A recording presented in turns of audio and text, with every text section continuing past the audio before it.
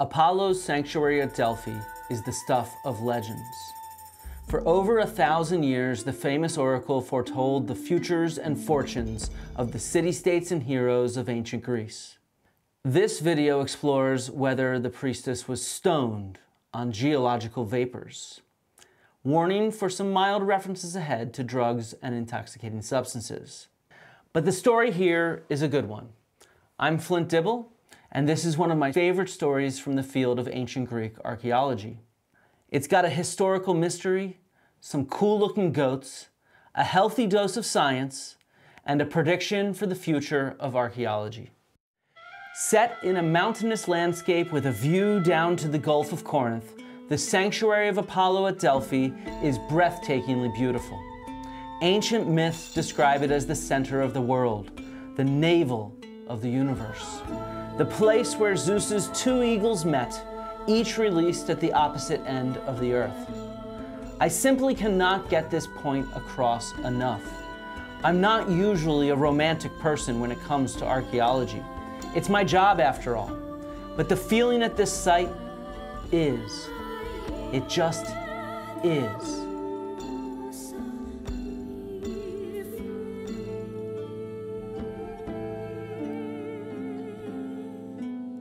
It gets into your bones and it fills your spirit. I've been there several times, and it's one of my favorite places on the planet.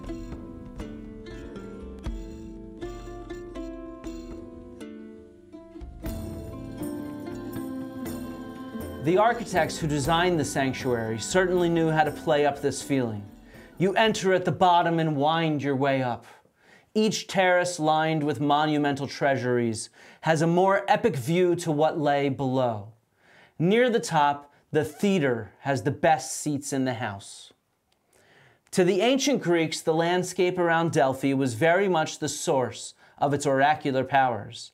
While we ogle in awe at the marble monuments all around, or imagine the sun shining off the bronze tripods, golden gifts, and stone statues that fill the museum today, it was the natural environment that gave its power to Apollo's sanctuary. From caves to chasms, to spring water to gases, there was something in the air around Delphi. Strange feelings were felt by all, from the rich aristocrats to poor goat herds, and their goats too.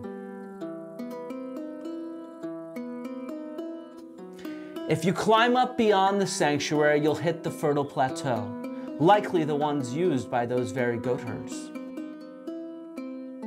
Climb yet further into the wild mountains, and you'll come up to the Corycian Cave, where the half-goat, half-god Pan was worshipped. This cave was excavated by a French team, and the publication by Dr. Pierre Amandri describes an astonishing 24,000 astragali, sometimes called knuckle bones, from sheep and goat.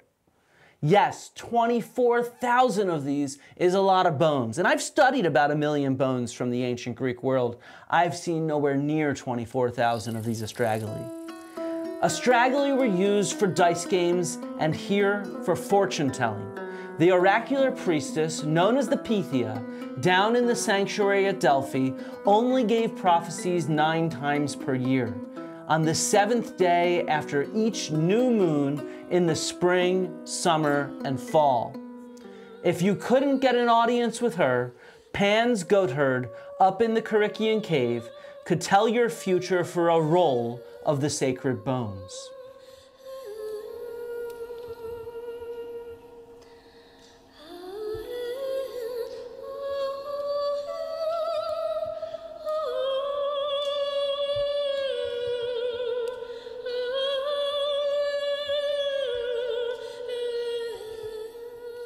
But it was the Pythia who is the most famous prophetess of the ancient world.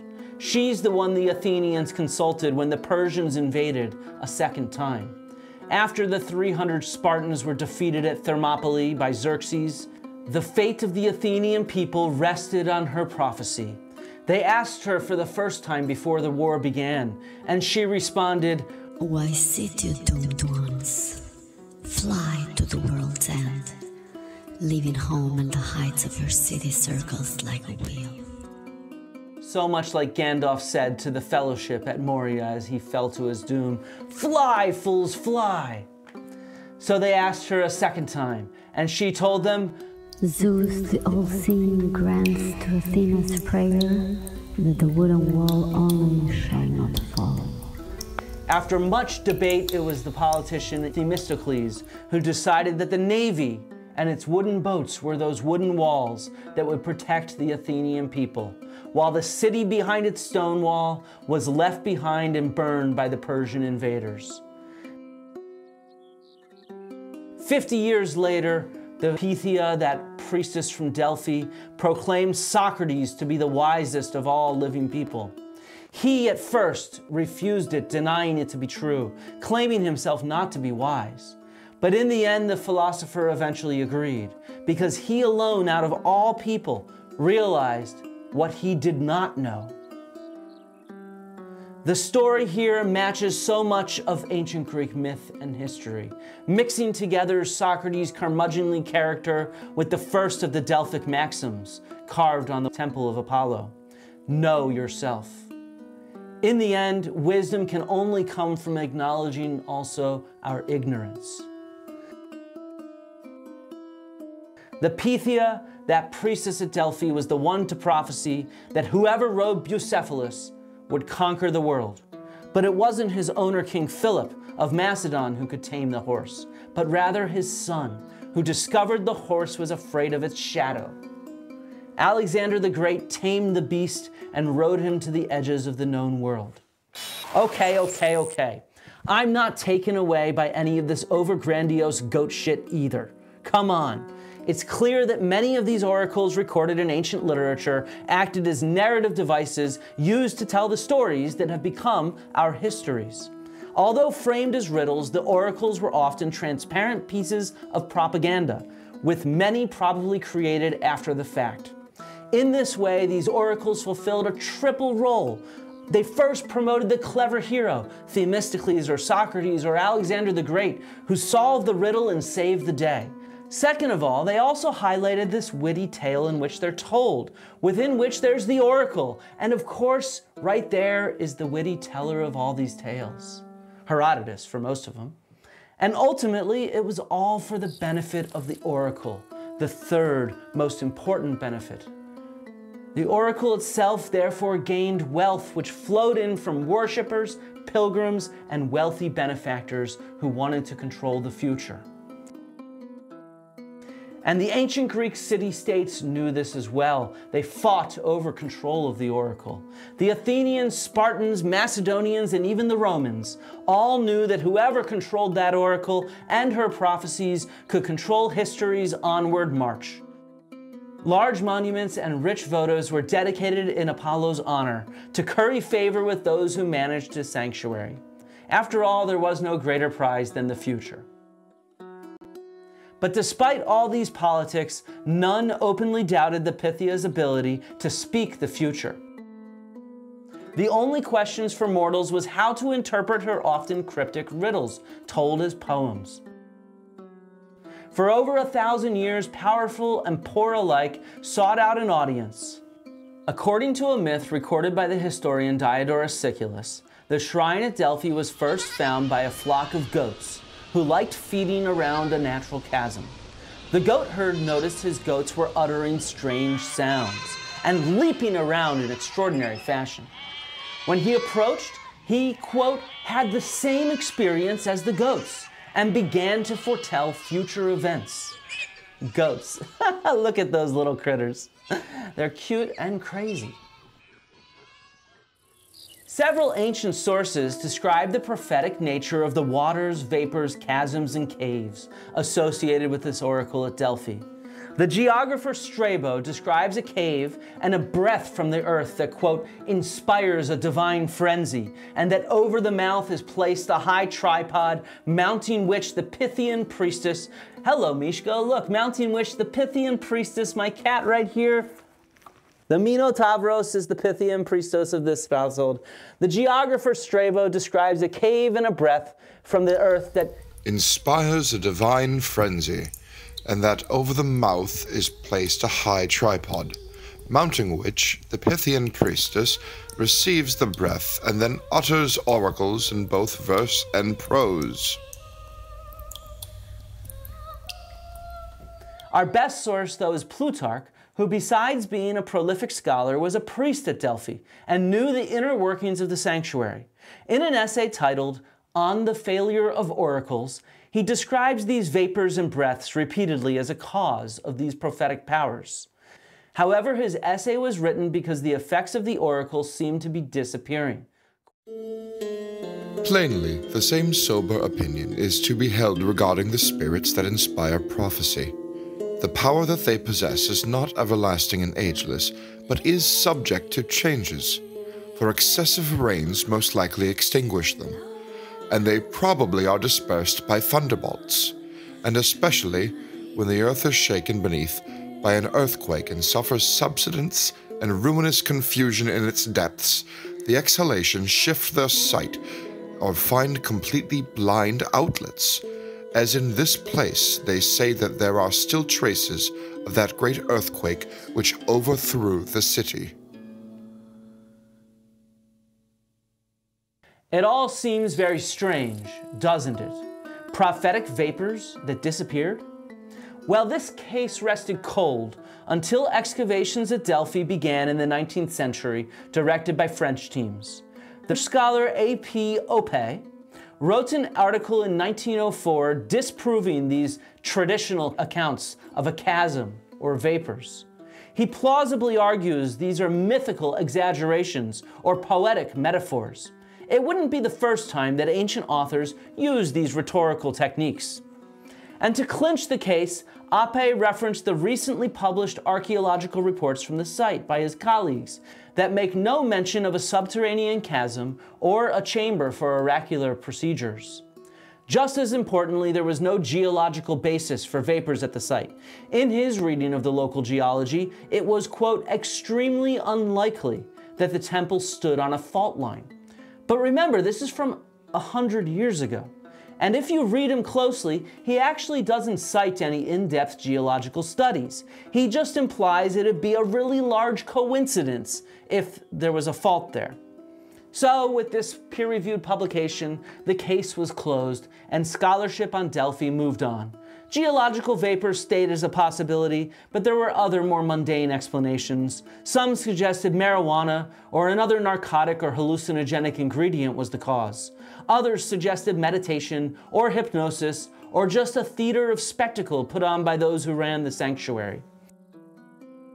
This was the consensus until about 20 years ago, when an interdisciplinary team decided to reinvestigate. Led by ancient historian and archaeologist Dr. John Hale and geologist Dr. J.Z. de Boer, in 2000 the team presented a geological investigation of the area that showed that, contrary to Professor Oppe, the temple didn't just sit on one fault, but at an intersection of two faults. In this case, it's almost exactly like X marks the spot. Talk about a find to shake the earth and our history. I want to thank really quickly Dr. John Hale for the opportunity to chat about these ideas about a decade ago in depth over a couple glasses of whiskey. He's a real gentleman and a scholar. The next step of the project was to analyze the local spring water and travertine deposits to see if any chemicals were being released into the area.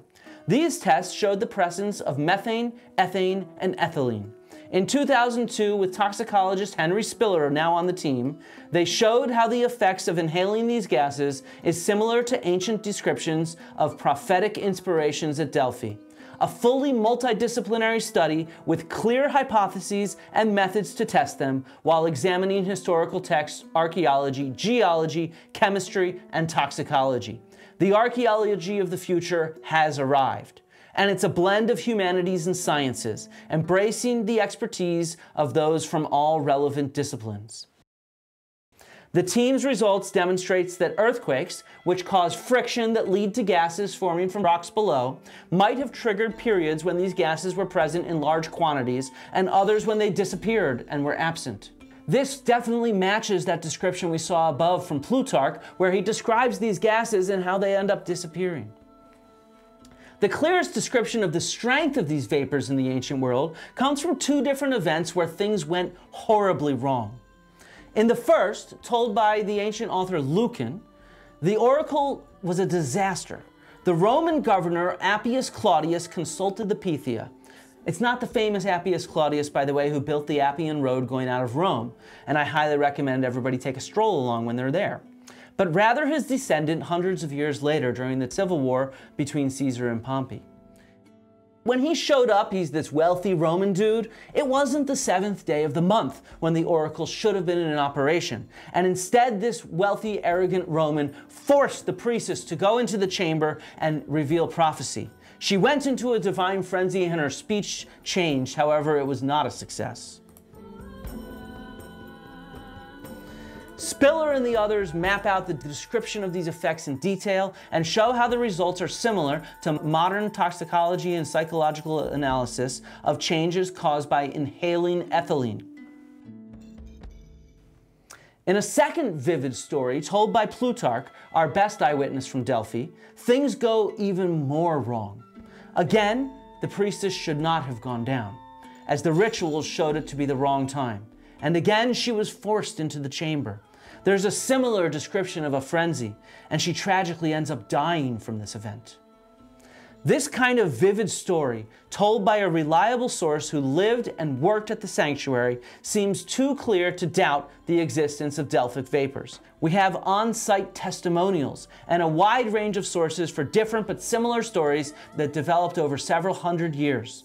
It took some time for scientific research to catch up, but when it did, the geological evidence certainly suggests the historical record to be plausible. In fact, it suggests it could be likely given the presence of these gases there and the existence on the intersection, X marks the spot, of two faults, right next to the temple. So while proving the existence of these vapors at 100% is difficult, the multiple lines of evidence used by this team, led by Hale and others, indicates the most likely explanation for several of the strange things that happened at Delphi. And aside from being an interesting story filled with drugs, scenery, ritual, and goats, I hope this thread gets you to think about how scholars make history. We're constantly discovering and rediscovering the past. History is not set in stone. It's always in the process of being written and rewritten by experts. Archaeologists rewrite this history, not through speculation, but by following the evidence, from the known to the unknown.